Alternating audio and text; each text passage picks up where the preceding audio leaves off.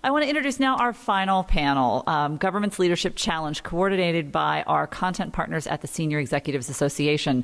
This panel is going to look at the future of government's senior leadership corps, from recruiting new talent to ensuring effective training.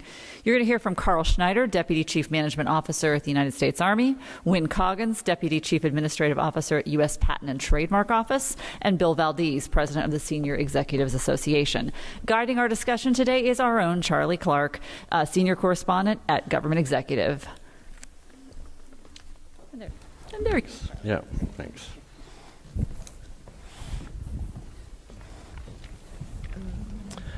Good morning and welcome to the last day of summer, which I'm still clinging to a little bit. We're going to talk about the importance and possible changes in the career leadership of our government, whose numbers, my understanding from the Office of Personnel Management, have the number of slots has now grown to 9,769. It's the most recent number. I wanted to also mention our fine panelists. I want to add to their biographies a little bit. Carl Schneider is currently serving as Acting Undersecretary of the Army, which allows him a big role in some of the business decisions that the Army makes. And Bill Valdez here, besides being President of the Senior Executives Association, has a couple of decades under his belt at the Energy Department. So he brings that insight to it.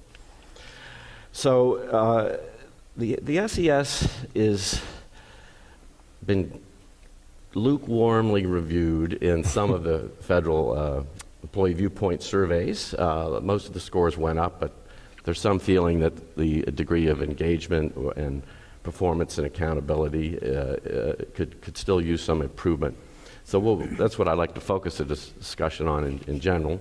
I'd like to start with the fact that we're currently in the middle of a presidential transition, and some of you have been through other presidential transitions. So let's talk about the role that the SES members can play during a transition, and I imagine there's some substituting and pinch hitting going on. Carl, would you like to start that? Sure, I'd be happy to. As a matter of fact, I've just been relieved as the Undersecretary. We just had an Undersecretary confirmed. But along those lines, I woke up the morning of January 20th as the Deputy Chief Management Officer. There were 7 people in the order of succession ahead of me to go into the Undersecretary's office. And by noon, all 7 of them had disappeared.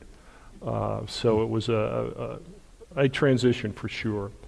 I think what made the transition work so well for us in the Defense Department was Secretary Mattis's attitude about it.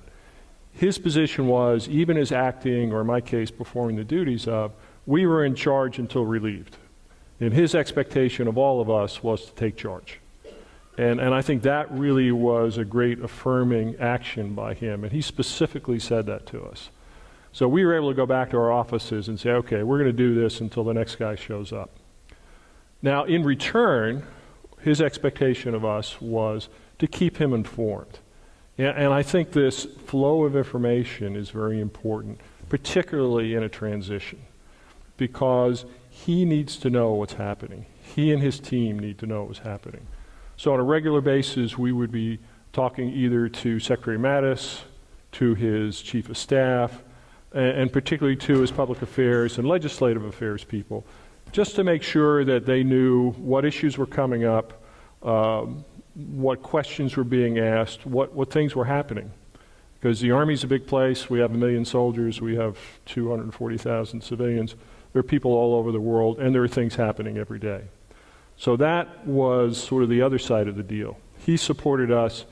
We supported him by saying, here's what's going on.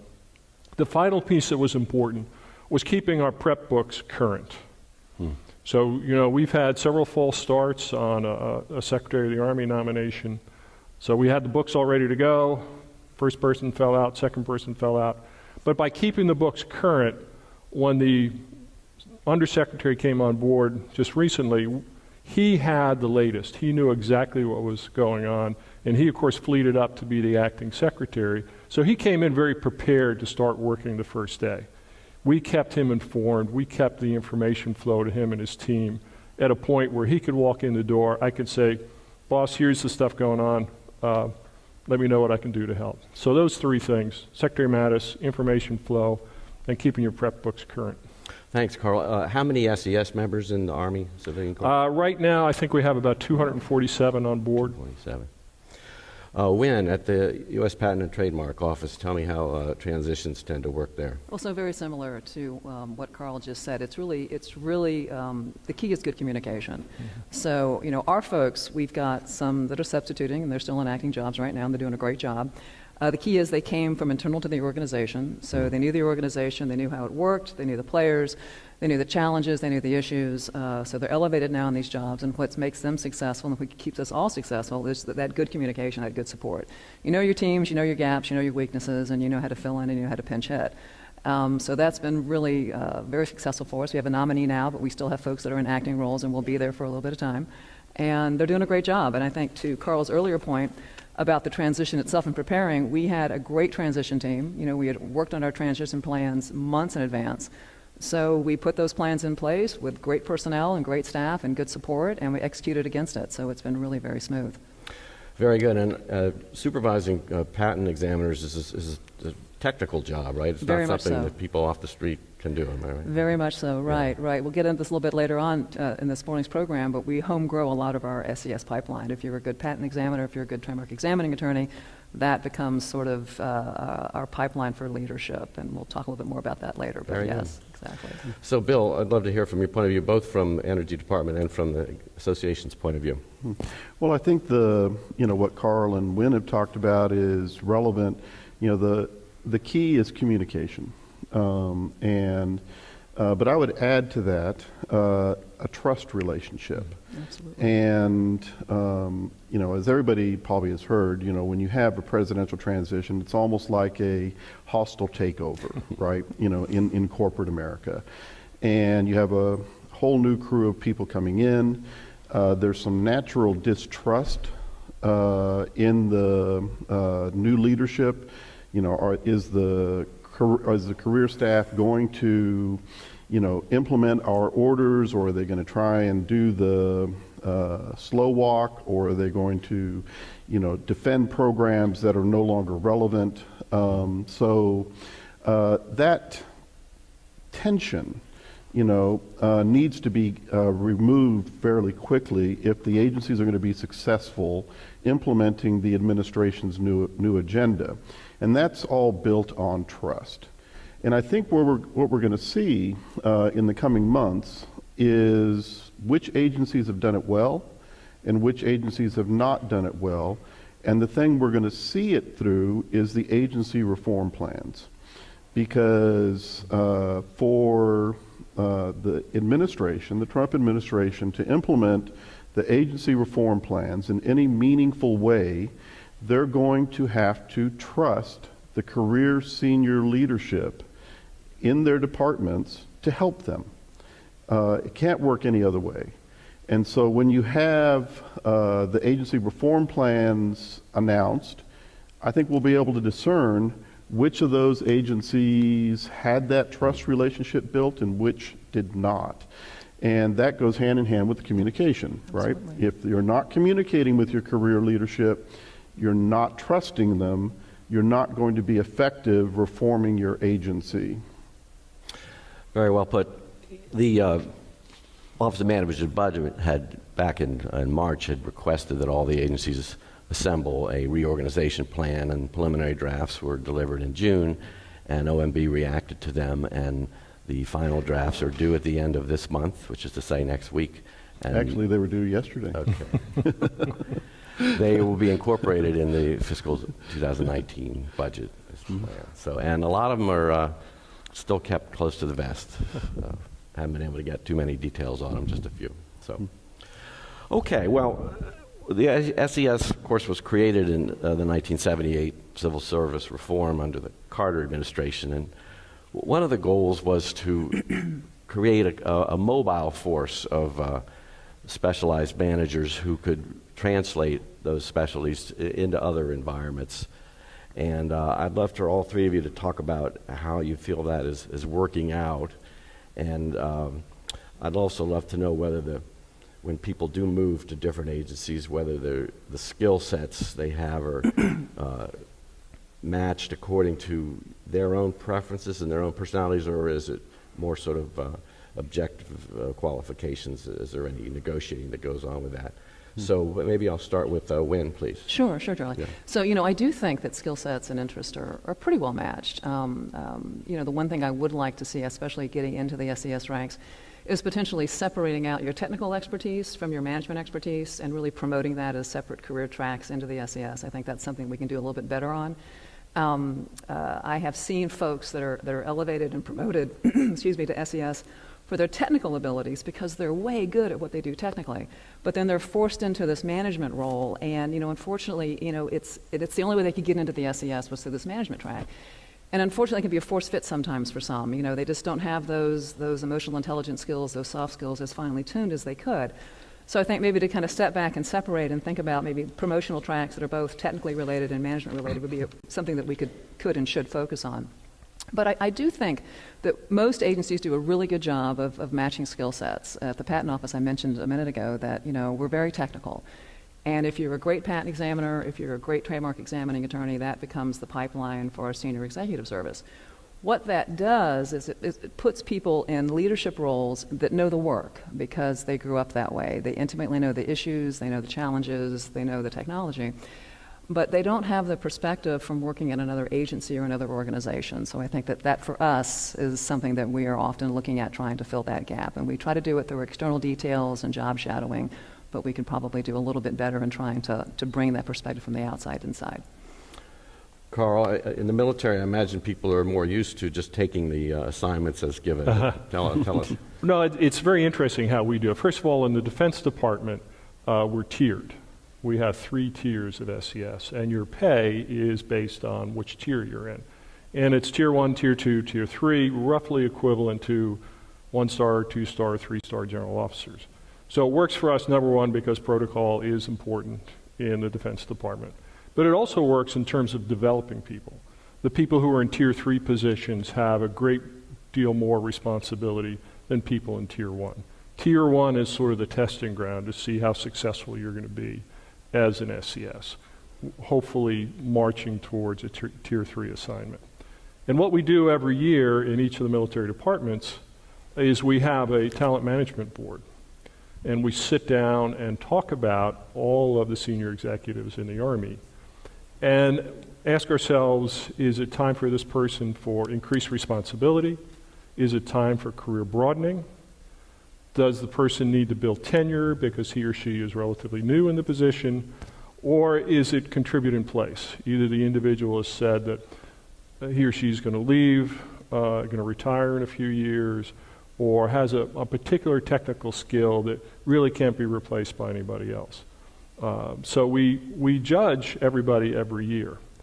And then for the tier 2 and tier 3 positions, we actually do slates. So for example, for my position, I'm the Deputy Chief Management Officer of the Army. I'm in a tier 3 position.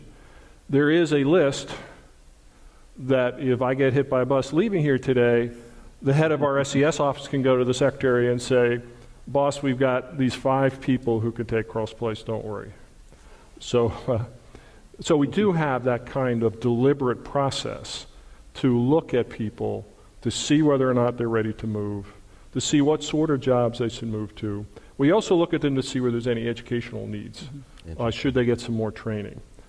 And we look at if somebody is exhibiting derailing behavior, do we want to assign a coach to that person? Do we want to do something to help make that person successful if we see that he or she is having trouble?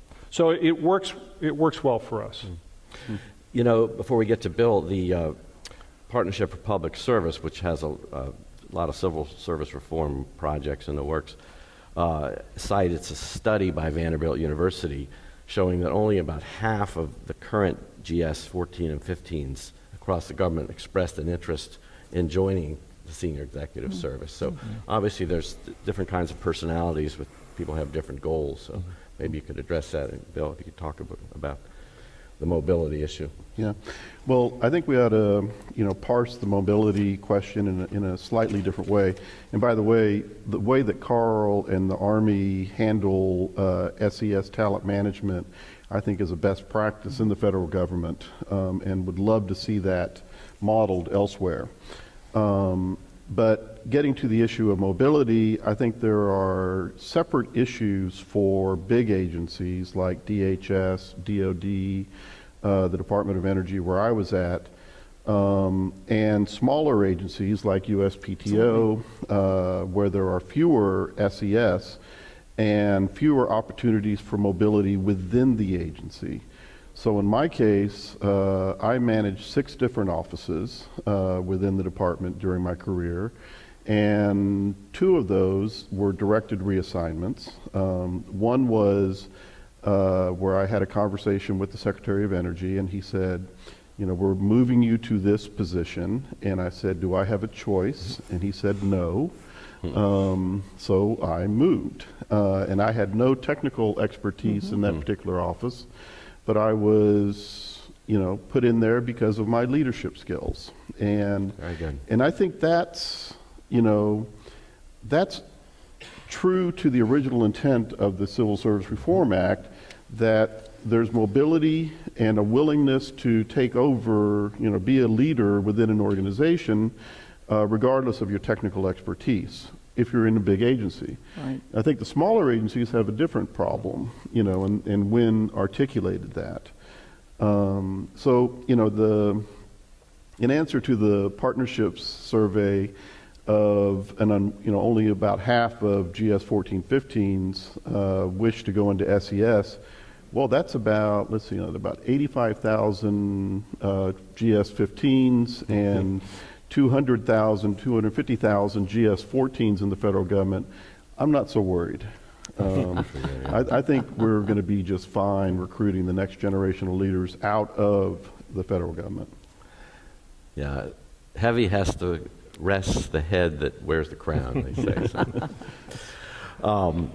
Okay, let's talk a little bit about recruiting and human capital. There's the survey, employees were asked about engagement, and they seem to rank effective leadership have the least improved, although it had improved it somewhat in the most recent survey. So, and some people have talked about a leadership crisis, which you know, sounds a little melodramatic to me, but the idea of can we recruit the modern skill sets and compete with private sector salaries?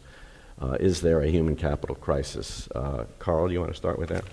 Yeah, I mean, I've been hearing about this, and especially the retirement crisis. I mean, I've been hearing about the retirement cliff for about 20 years now. And what I found is it hasn't quite come to pass. Although if it does, I'm not sure it's such a bad thing. We moved our Electronics and Communications Command down from Fort Monmouth to Aberdeen Proving Grounds, and I was talking to the commanding general when it was happening. He said, you know, this is great because I'm losing the last of my vacuum tube technology guys. So sometimes it's good to refresh with younger people.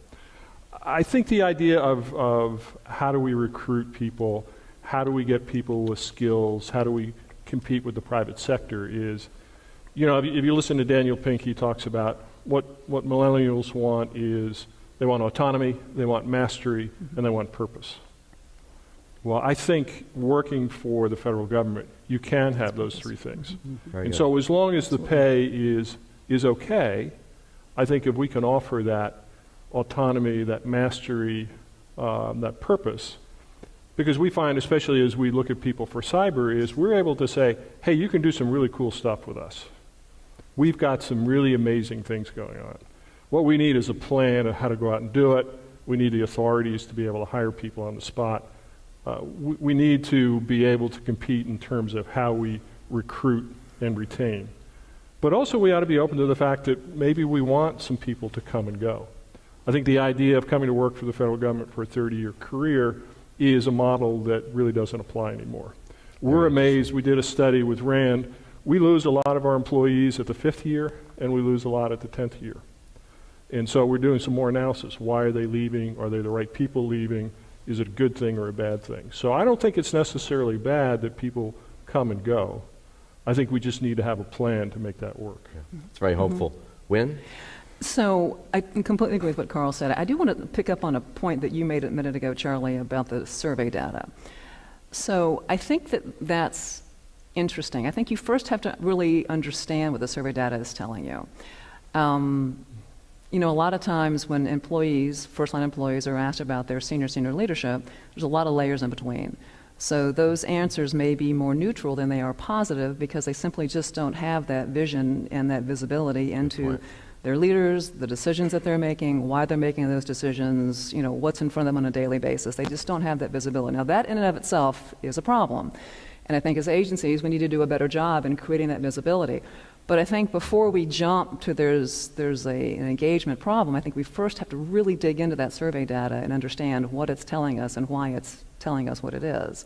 And I completely agree with Carl. We do not have a leadership crisis. We do not have a employee engagement crisis. I think we're in pretty good shape. Very good. I think OPM would be pleased if you all dug into the data. Yes, Bill. But go ahead, Bill. No, go, please go ahead. Were you to finish? Absolutely. Okay. Well, I want to pick up on your point, which is that the employee viewpoint survey does not make a distinction between career leadership and political leadership. And to me, that's a fatal flaw with the data that we see, because in the minds of employees, when you say senior leadership, who are they thinking about? Are they thinking about the career You're SES? exactly right. That GS-15 who's, you know, 2 steps away? Or are they talking about the political leadership? And so we actually wanted to delve into this question when I was at the Department of Energy, and we had some focus groups with our staff to see what they actually intended, and it turned out that much of the disgruntlement was with the political leadership. Interesting. Not with the career leadership. You know, they felt like decisions were arbitrary, that there was no, you know, top-down communication, and more importantly, for engagement purposes, their views were not being effectively communicated to the political leadership. And so that's what was on their minds. So that's why the Senior Executive Association in June launched the first ever Senior Leadership Viewpoint Survey that is from the voice of the career senior leaders. What do they think are the leadership challenges in the federal government? What do they see in terms of the attributes that are required for effective leadership in the federal government? In early October, Charlie, we'll be announcing those results. All right. Noted. And it's kind of startling what we found. We found 2 main things. One is that there is a unified vision within the career SES, because this was a census survey of the career SES, that the attributes of what makes an effective leader in the federal government are clearly understood by the career SES. But then, when they got into the subject of, do we have effective succession planning? Do we have the tools to do career leadership development, not just for aspiring leaders, but for current leaders, et cetera? That's where we see the federal government falling short. So if there is a leadership crisis, it's my view that what it really centers around is that we're not preparing our future leaders properly, and we're not taking care of our current leaders. And so that's something that the Senior Executives Association is going to be focused on very seriously over the next couple of years. Very good. I'll get to that in my final question again. I had 2 more, so in about maybe 5 minutes, if people in the audience have questions, please feel free. And we have mics that'll come around and find you.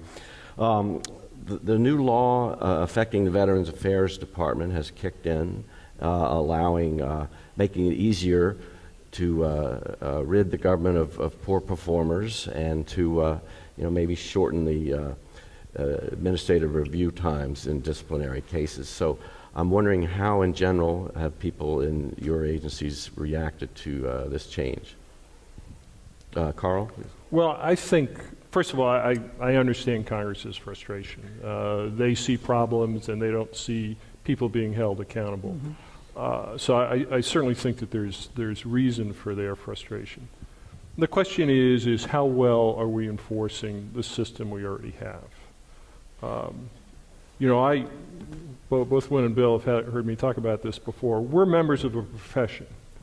We're part of the public service or the public service leadership profession. And one of the attributes of a profession is self-regulation and accountability. And it's upon us to deal with poor performance. It's upon us to deal with misconduct. And if we fail to document either one of those things, then shame on us. One of the things I don't think the VA changes will cure is, if somebody is not performing well, ought to be disciplined. But if there isn't a record, then it's hard to do it. Right. I mean, I personally had situations where commands have come to me and said, we want to take action against this SESer for performance purposes. And when we go and look at the evaluations, they're all high 4s and 5s. So, okay, guys, you got to help me here. So if people, it's up to us. And again, we're the ones who do this. We have to make sure that we are holding people accountable, that we're following the rules, that we're documenting behavior and performance, and taking appropriate action. That way we'll get the trust of Congress, and we'll be able to move forward as a profession. But that's a requirement for us to be a profession.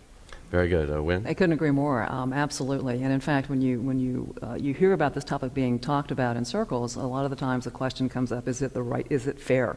Is it fair that they've done this?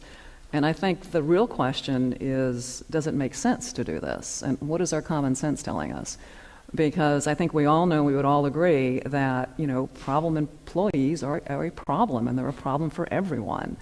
And In the private sector, too, I imagine. Absolutely. I mean, this is not just a federal government issue.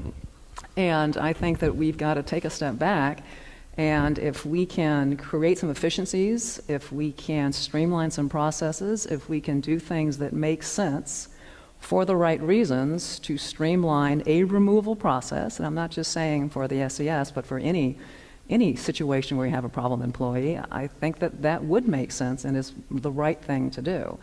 What you don't want to do is create a situation where now people are afraid to lead and manage in this environment and to make tough decisions.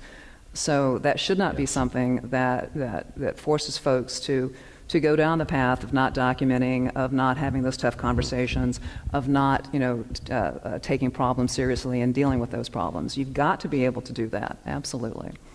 Bill? The Senior Executive Association is on record opposing what the VA did, that Congress did with the VA, for a very simple reason. It won't work. The approach that's being taken there is not getting at the root cause of the problem that we're trying to solve here. And what is the problem that we're trying to solve here?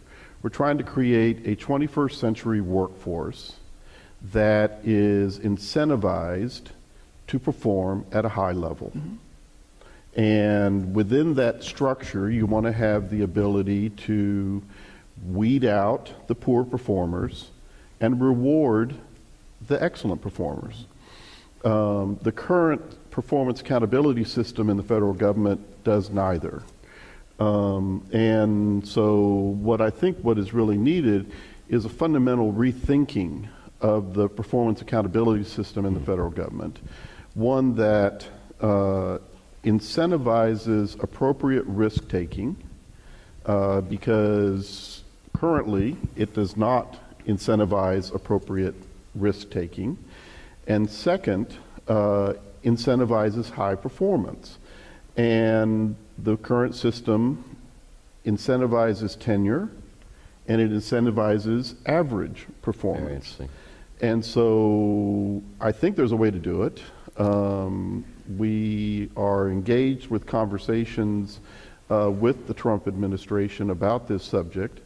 And I think, there is a way to move forward on this issue that would build that 21st century workforce that I think we all agree is necessary. I Very good. totally agree with Bill. And something that Bill just mentioned, that if I can just expand on a quick minute, is risk-taking. That's so incredibly important. And as leaders, we need to provide an environment for our employees to fail and recover. We don't do enough of that, and I think that that's really, really important. Because if you don't take risk, you're really not going to have true success, and you're not going to coax just that top performance out of your top talent. You're really not. So I think as leaders, we really need to focus on some measure of risk and failure tolerance. That's what they do in Silicon Valley. Well, I mean, Thomas Edison said, I've never failed. I just found 10,000 ways that don't work. Very good. Like that. Nicely put. So are there questions? Because I have one more question I can ask, but I'd rather hear from the audience. Yes, sir, right here. Thank you. Hate to ask another question. I don't think that's fair, but a really good question, though, about the VA hiring and firing and all that. And right now, there's an employee in my agency that is not performing well, and they can't find a way to deal with it, and they try these other ways. And I know what grade she is and everything, and I feel kind of bad. But my thought, being from the Army, is why can't you demote GS employees? And I say that, I don't know the process, and I would like to ask the SES kind of experience, is that in the Army, it's very simple. If you're not performing, I have an N2ER, I can document it, I can put bullets on it, and I will document it, because I don't want that E5 to go to an E6, or I want that E5 to go back to an E4. It doesn't happen in civilian government. The only idea is canning in their 1-year probationary period, or we're just stuck with it. And that's unacceptable to me as a 5-year civilian now. And I would love to see that happen, because to me, that's the solution. Because if you demote somebody, then they'll learn, hey, you're not, because it happens, So, Carl? Yeah, so we have, I mean, that's a great point. We have been very aggressive on the probationary period, which, by the way, for us is 2 years. And what we actually do, particularly for the SCSers, and we want to cascade this down, is we will go out to the commands and say, how is this new SCS doing? Early, like at the 6-month point. Are there problems? Are you thinking about terminating during the probationary period? Is there something we can do to help correct the derailing behavior? So we do that. And we have removed people for poor performance. During the probationary period, we have removed SCSers for misconduct. If they have GS status, they revert back to the lower grade.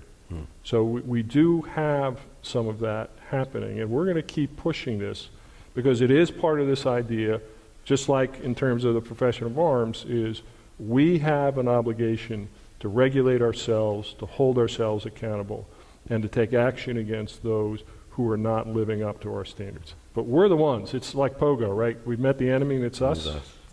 We have to do it. Was there a question? Another one, Well, right? I'd like to actually respond Okay, to go that. ahead, Bill. There is a way to move people backwards, and it's called a desk audit. If you have an employee who you believe is underperforming, you can request a desk audit of them, which I did on a couple of occasions, but actually in the reverse. Because these were individuals who said, I deserve to be a GS 14 or a GS 15.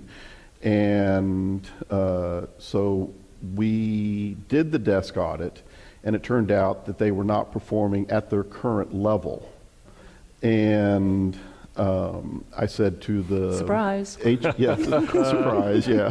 HR folks, well, what does this mean? And they said, well, we could put them at the level that they're performing since they requested the desk audit, but we never do that.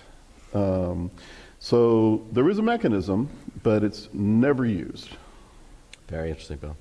Yes, sir, right here. Good morning. I wanted to touch or poke a little bit more at this fallacy of the management crisis that we're supposedly experiencing. And I think Carl touched on it at the beginning, talking about 7 people ahead of him in succession, and then suddenly it was he that was the one in line. Across government, we saw with this administration a real dearth or a vacuum in political appointees and people at the lower political levels. I think the fact that we have not had big crises in the last 9 months is a testament to, especially the senior executives and the charges that they gave to the employees who are obviously very committed to their missions.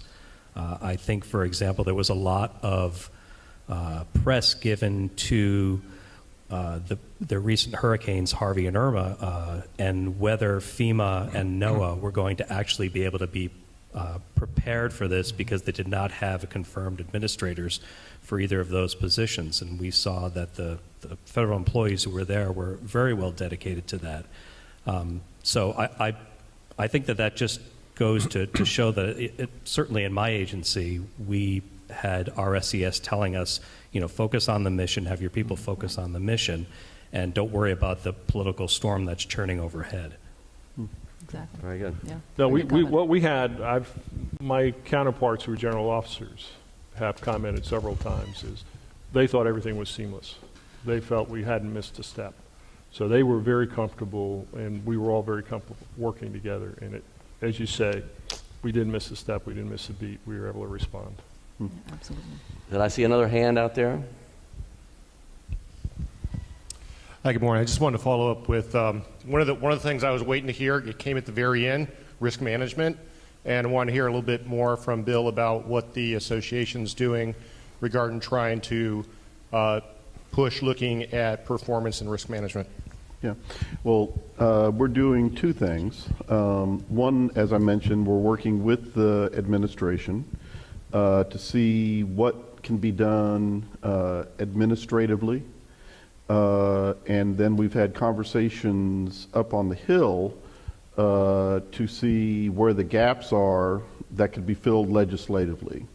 So it's a really complicated, mix of policies, legislative initiatives, and OPM, OMB-driven administrative actions that will be required. Having said that, internally within the Senior Executives Association, we've created what we call communities of change. And these are where we're bringing together senior executives to tackle the big, hairy problems that we see out there. And I'm pleased to say that Carl and Wynn are the co-chairs of the Human Capital Leadership Community of Change. And one of the things that they're going to be looking at is performance management. We have another one that's called the Fiscal Accountability Community of Change that will be looking at implementing the A123 Enterprise Risk Management framework, which most people think about as a risk management framework tied to fiscal financial matters, which is not true, because the intent of that OMB circular is to embed risk throughout the agency, in HR practices, in procurement practices, in, all the programmatic practices that exist within the federal government. And so we are again going to be looking at how to embed that risk framework in a way that promotes risk in different ways. Well put. So we have about 2 minutes. One quick question more, please. Yeah. Hi, I'm Meredith Summers. I'm with Federal News Radio. Thank you guys very much for your time today. Towards the beginning of this panel, you guys talked about trust relationships and flow of information if you want to have a successful transition. But we are hearing that sometimes that communication is not going so well and time's ticking. So what advice do you guys have for those senior leaders or those career people who would like to see communication or have that trust relationship that isn't there? Is there some kind of like Hail Mary specific or something that they can do to help with that transition? Thank you. So what advice would we give if you're trying to create better channels of communication with your leadership? A Is that better the trust question? relationship. Better trust. Yeah.